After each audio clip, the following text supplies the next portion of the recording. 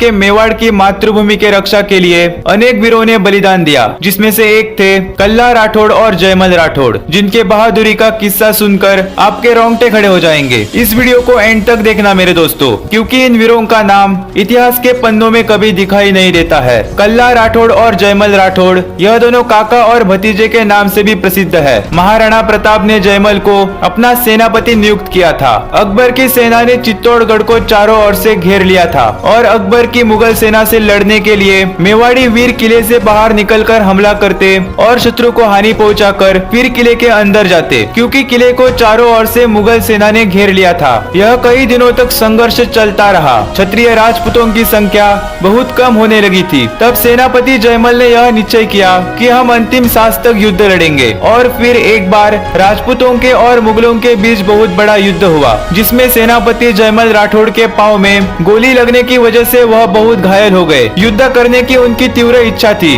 लेकिन उनसे खड़ा भी नहीं हो जा रहा था। कल्ला जी ने यह देखकर जयमल के दोनों हाथों में 2 तलवारें दे दी और उन्होंने उसे अपने कंधों के ऊपर बैठा लिया। इसके बाद चारों हाथों की तलवारें बिजली से भी तेज चलने लगी और मुगल सेना की लाशें किले के चारों ओर बिखरने लगी। बहुत समय तक युद्ध लड़ने की वजह से कल्ला जी और जयमल दोनों पूरी तरह से घायल हो गए थे, लेकिन फिर भी वह अपने मिट्टी के लिए पूरे साहस से लड़ रहे थे। लेकिन तभी अचानक मुगलों के सेनापति ने पीछे से हमला करके उन दोनों का सिर काट दिया। इतिहासकारों के मुताबिक उनका सिर कटने के बाद भी उनका धड़ मुगलों से लड़ता रहा। इसके बाद कल्ला जी और जयमल 2 सिर और 4 हाथ वाले देवता के रूप में प्रसिद्ध होने लगे। यह सब गतिविधि देखकर अकबर हैरान हो गया था। अकबर ने सोचा कि भगवान चतुर्भुज इनका साथ दे रहे हैं। अंत में अकबर ने उनकी वीरता से प्रभावित होकर कल्ला जी और जयमल की मूर्तियां आगरा के किले पर लगवाई और कल्ला जी रणबंका राठौड़ के नाम से प्रसिद्ध होने लगे। चित्तौड़गढ़ के भैरव पाल पर इनकी छवियां भी बनी हुई है।